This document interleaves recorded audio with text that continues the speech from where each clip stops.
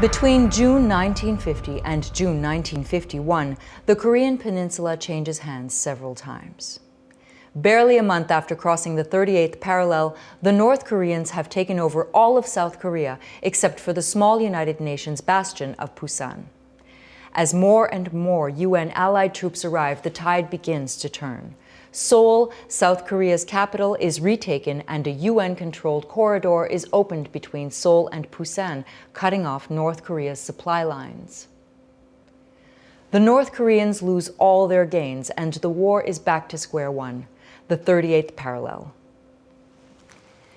Soon, the North Korean capital of Pyongyang is taken and the American-led United Nations troops are so far into North Korea that the Chinese border is in sight. But the Cold War is gaining momentum throughout the world. Threatened by the presence of the American forces at their doorstep, Communist China moves in to help the North Koreans. UN forces are pushed back south of the 38th parallel. Seoul falls yet again to the north, but is retaken a second time by the south.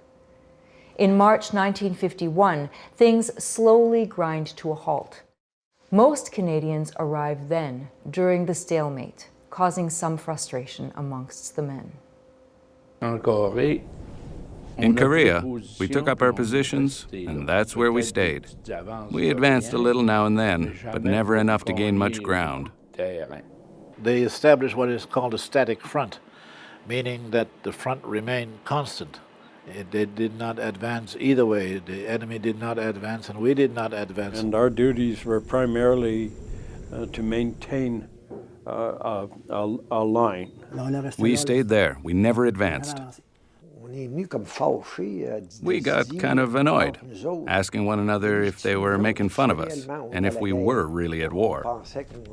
We thought they'd played a trick on us, that they'd just sent us there to train for war, if there ever was one. We were static. It was trench warfare.